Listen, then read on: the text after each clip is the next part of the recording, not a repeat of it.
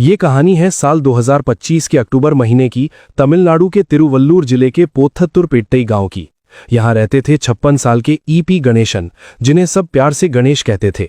गणेश एक सरकारी स्कूल में लैब असिस्टेंट थे। ना तो कोई बड़ी नौकरी, ना कोई खास तनख्वाह, लेकिन उनकी जिंदगी में एक बहुत बड़ी खुशी थी। उनके 2 बेटे मोहनराज और हरिहरन।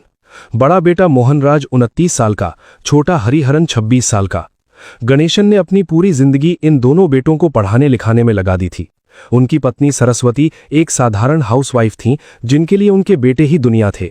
गणेशन को शायद ही पता था कि उन्हीं बेटों के दिल में पैसे का इतना जहर भर चुका है कि वे अपने बाप का खून तक बहा देंगे। परिवार के पास एक छोटा सा घर था, गणेशन की एक पुरानी स्कूटी थी और बेटों के लिए कर्ज में कुछ जमीन थी। लेकिन गणेशन कभी शिकायत नहीं करते थे। वे सोचते थे कि उनके बेटे एक दिन बड़े बिजनेसमैन बनेंगे, उनका नाम रोशन करेंगे। हालांकि असलियत बिल्कुल उलट थी। मोहनराज और हरिहरन ने पिता की कमाई को कभी सराहा नहीं। दोनों शराब के आदी थे। महंगे मोबाइल फोन, लग्जरी बाइक और दिखावे की जिंदगी के चक्कर में उन्होंने चारों तरफ कर्ज का जाल बिछा रखा था। वे हर महीने सूदखोरों से परेशान रहते थे। गणेशन जब भी उन्हें डांटते कहते, बेटा मेहनत करो कमाओ, तो ये बेटे चुप हो जाते थे। लेकिन अंदर ही अंदर पिता से नफरत बढ़ने लगी थी। और फिर उन्हें एक रास्ता दिखा, बीमा का रास्ता। गणेशन पर पहले से ही कुछ पुरानी बीमा पॉलिसियां थीं, जैसे किसी भी सरकारी नौकरी वाले के पास होती हैं। लेकिन पिछले 2 सालों में बिना गणेशन को कुछ बताए बेटों ने 11 नई पॉलिसियां ले लीं। हाँ, ठीक सुना आपने, 11 पॉलिसियां अलग अलग बीमा कंपनियों से। और इन सब की कुल बीमा राशि थी लगभग 3 करोड़ रुपए। प्रीमियम कौन भर रहा था? गणेशन खुद। कैसे? बेटों ने पिता को बताया कि ये छोटी छोटी म्यूचुअल फंड योजनाएं हैं, रिटायरमेंट के बाद अच्छा पैसा मिलेगा। भोले गणेशन ने हर महीने की किस्त भर दी, ये सोचकर कि बेटे उनका भला ही कर रहे हैं। लेकिन हर पॉलिसी के नॉमिनी थे मोहनराज और हरिहरन। यानी गणेशन की मौत होते ही ये 3 करोड़ सीधे बेटों के बैंक खाते में आने वाले थे। और बेटों ने ये प्लान बना डाला कि अब उनके पिता को जल्द से जल्द इस दुनिया से जाना होगा। लेकिन हत्या कैसे की जाए? अगर चाकू या गोली से मारेंगे तो पुलिस तुरंत पकड़ लेगी। तो फिर कोई ऐसा तरीका जो दिखे एक दुर्घटना जैसा। और दोनों भाइयों को याद आया, गांव में सांप मिल जाते हैं, क्यों ना सांप का इस्तेमाल किया जाए। ये प्लान उन्हें बेहद सटीक लगा। आखिरकार सांप काटने से होने वाली मौत कोई अपराध नहीं, बल्कि एक एक्सीडेंट होता है। लेकिन इसे अंजाम देने के लिए उन्हें चाहिए था एक जानलेवा जहरीला सांप, और चाहिए थे कुछ साथी जो सांप को पकड़कर ला सकें। मोहनराज और हरिहरन ने अपने 4 दोस्तों को शामिल किया, बालाजी, प्रशांत, नवीन कुमार और दिनकरन। ये सभी गांव के ही युवा थे, जिन्हें पैसे का लालच दिखाकर आसानी से साथ ले लिया गया। अब शुरू हुई तैयारी। सबसे पहले उन्होंने एक कोबरा सांप पकड़वाया। पहली कोशिश करीब 1 हफ्ते पहले की गई। रात के अंधेरे में जब गणेशन गहरी नींद में थे, बेटों ने कोबरा को उनके पैरों के पास छोड़ दिया। कोबरा ने डंस मारा, गणेशन जाग गए, चीख पड़े, पूरा घर जाग गया। सबने देखा पैर पर सांप का निशान, तुरंत अस्पताल ले जाया गया। गणेशन बाल बाल बच गए, क्योंकि कोबरा का जहर उतना घातक नहीं था, या फिर डंस उथला था। कुछ दिन में वो ठीक हो गए। परिवार ने इसे एक दुर्घटना मान लिया, लेकिन बेटों के दिल में नफरत और गुस्सा भर गया। वे सोचने लगे, ये कोबरा बेकार है, इससे काम नहीं चलेगा। उन्होंने रिसर्च शुरू कर दी। कौन सा सांप इतना जहरीला हो कि पीड़ित को पता ही न चले और नींद में ही मौत हो जाए। और उन्हें मिला नाम क्रेट सांप, जिसे दुनिया का सबसे जहरीला सांप माना जाता है। इसका न्यूरोटॉक्सिक जहर इतना शक्तिशाली होता है कि डसने के बाद पीड़ित को हल्की नींद आने लगती है और कुछ ही घंटों में सांस रुक जाती है। और सबसे बड़ी बात, क्रेट के काटने पर दर्द लगभग नहीं होता। ये सांप चुपके से मारता है। बेटों को यह हथियार बिल्कुल परफेक्ट लगा। उन्होंने एक क्रेट सांप का इंतजाम किया, सांप पकड़ने वाले से संपर्क किया, अच्छे पैसे दिए। अब सिर्फ मौका चाहिए था। और आता है 21 अक्टूबर 2025 की रात। गणेशन हमेशा की तरह अपने कमरे में सोने चले गए। उस रात बेटों ने पक्का किया कि गणेशन भर पेट खाना खाएं और जल्दी सो जाएं। रात करीब 2 बजे जब पूरा गांव सो गया, मोहनराज और हरिहरन अपने 4 साथियों के साथ कमरे के बाहर खड़े थे। हाथ में था एक बोरा, जिसके अंदर जहरीला क्रेट सांप फुफकार रहा था। उन्होंने धीरे से दरवाजा खोला, कमरे में घुसे। गणेशन करवट बदल रहे थे। बेटों ने एक दूसरे की तरफ देखा, फिर उस बोरे को खोला और सांप को गणेशन की गर्दन के पास छोड़ दिया। सांप ने तुरंत डंस मारा, गर्दन पर 2 छोटे से निशान। गणेशन को हल्का सा झटका लगा, करवट बदली और फिर से सो गए। जहर धीरे धीरे उनके शरीर में फैलने लगा। बेटों ने कमरे का दरवाजा बंद किया और बाहर आ गए। अब सिर्फ इंतजार करना था। सुबह जब सरस्वती जी उठी तो उन्होंने देखा कि गणेशन हिल नहीं रहे हैं। उनका चेहरा नीला पड़ चुका था। वो चिल्लाई, बेटे दौड़े दौड़े आए। सबने देखा गर्दन पर सांप के निशान। कोई चीखा, कोई रोने लगा, लेकिन मोहनराज और हरिहरन के चेहरे पर एक अजीब सी शांति थी। वे जानते थे कि उनका प्लान काम कर गया। लेकिन उनसे एक बहुत बड़ी भूल हो गई। असल हत्यारे साजिश में इतने माहिर होते हैं कि वे जल्दबाजी नहीं करते, लेकिन इन बेटों को पैसे की इतनी जल्दी थी कि पिता के शव को ठंडा हुए अभी 15 मिनट ही हुए थे कि उन्होंने बीमा कंपनी को फोन लगा दिया। हाँ, मात्र 15 मिनट। पिता अभी मरे थे और बेटे क्लेम की प्रक्रिया शुरू कर रहे थे। मोहनराज सुबह के 9 बजे बीमा कंपनी में अधिकारी को फोन किया।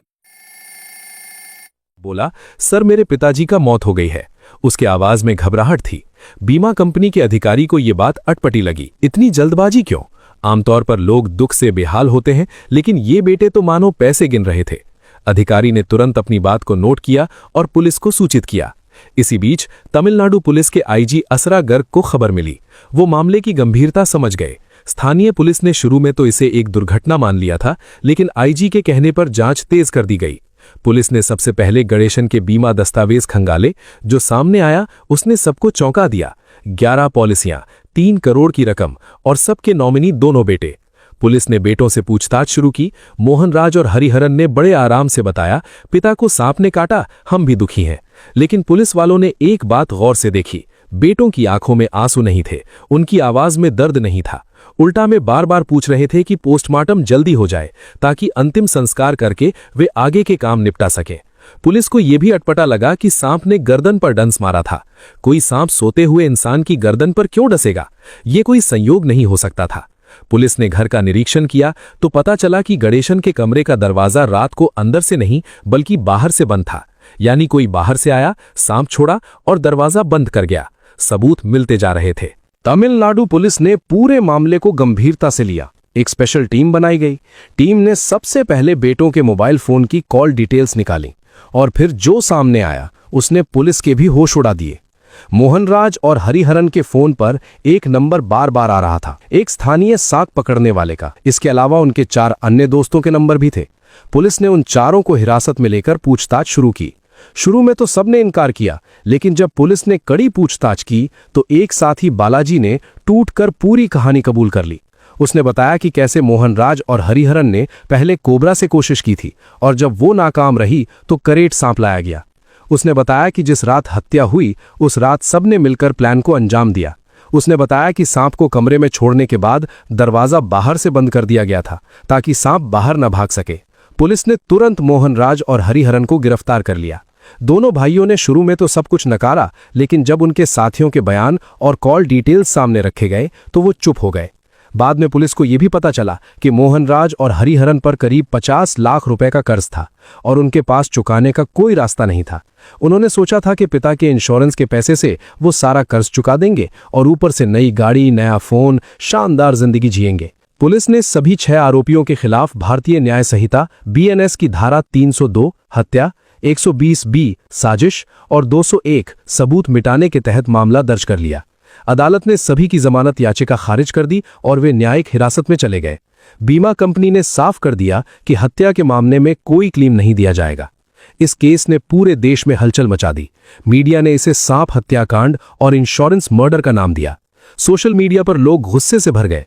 किसी ने लिखा, अपने बाप को सांप से कटवाने वाले बेटे, ये कैसी नस्ल है। किसी ने लिखा, पैसे के लिए इंसान जानवर से भी बदतर हो जाता है। और एक बात सबसे ज्यादा चर्चा में रही, क्या सिर्फ सजा ही काफी है या फिर ऐसे मामलों को रोकने के लिए समाज को अपनी सोच बदलनी होगी। मनोवैज्ञानिकों ने कहा कि आज के दौर में पैसा ही सब कुछ बन गया है। माता पिता बच्चों को पैसे देना तो सिखाते हैं, लेकिन रिश्तों की कीमत नहीं सिखाते। बच्चे जब छोटे होते हैं तो उन्हें लगता है कि पैसे से सब कुछ खरीदा जा सकता है। बड़े होकर वही बच्चे पैसे के लिए अपनों को बेचने में भी देर नहीं लगाते। ये मामला एक कड़ा संदेश है। आखिरकार इंसानियत कहां खो गई। इस केस की सुनवाई चेन्नई की एक विशेष अदालत में चल रही है। अभियोजन पक्ष ने 150 से अधिक दस्तावेज जा सकता है। बड़े होकर वही बच्चे पैसे के लिए अपनों को बेचने में भी देर नहीं लगाते। ये मामला एक कड़ा संदेश है। आखिरकार इंसानियत कहां खो गई। इस केस की सुनवाई चेन्नई की एक विशेष अदालत में चल रही है। अभियोजन पक्ष ने 150 से अधिक दस्तावेज और 30 गवाह पेश किए हैं। आरोपियों के वकील अब भी यही कह रहे हैं कि उनके मुवक्किल निर्दोष हैं, पुलिस ने दबाव में झूठे सबूत बनाए हैं, लेकिन पुलिस के पास कॉल डिटेल्स, साथियों के कबूलनामे और फोन में मिली सांपों की सर्च हिस्ट्री जैसे मजबूत सबूत हैं। अदालत ने सभी की जमानत खारिज कर दी है। अब देखना यह है कि न्याय क्या फैसला सुनाता है। इस बीच गणेशन की पत्नी सरस्वती का कहना है, मेरे पति ने इन बच्चों के लिए अपनी जान लगा दी थी और इन्होंने उनकी जान ले ली। मैं अब इन्हें अपना बेटा नहीं कह सकती। लेकिन फिर वो रुक जाती हैं। उनकी आंखों में आंसू आ जाते हैं। एक मां का दिल आखिरकार मां का दिल होता है। वो चाहती हैं कि उनके बेटों को सजा मिले, लेकिन साथ ही वो ये भी नहीं चाहती कि उनके बेटे जेल में सड़ें। ये दुविधा किसी भी माता पिता के लिए सबसे बड़ी यातना है। दोस्तों, आपने देखा कि कैसे एक साधारण सी दुर्घटना के पीछे एक सुनियोजित साजिश थी और कैसे पुलिस और बीमा कंपनी की सतर्कता ने उस साजिश का पर्दाफाश किया। अगर बीमा कंपनी के अधिकारी थोड़ा भी लापरवाह होते तो शायद ये केस सांप काटने की एक और साधारण मौत बनकर रह जाता और मोहन राज और हरिहरन 3 करोड़ लेकर आराम से जिंदगी जी रहे होते। लेकिन जैसा कि कहा गया है, सच्चाई को छुपाया नहीं जा सकता और इस केस ने हमें एक और सच्चाई बताई है। सांप से ज्यादा खतरनाक होता है इंसान का लालच, और कभी-कभी सबसे बड़ा जहर अपनों के दिल में होता है। यही कहानी है तिरुत्थनी सांप हत्याकांड की, जो याद दिलाती है कि पैसा अगर सिर पर चढ़ जाए तो इंसान इंसानियत खो बैठता है। तो दोस्तों, ये थी 2025 के सबसे चौंकाने वाले क्राइम केसों में से एक तिरुत्थनी इंश्योरेंस मर्डर केस की पूरी कहानी। आपको ये कहानी कैसी लगी? क्या आपको लगता है कि आज के दौर में इंसानियत खत्म होती जा रही है, या फिर ये सिर्फ एक अलग मामला है? अपनी राय हमें कमेंट में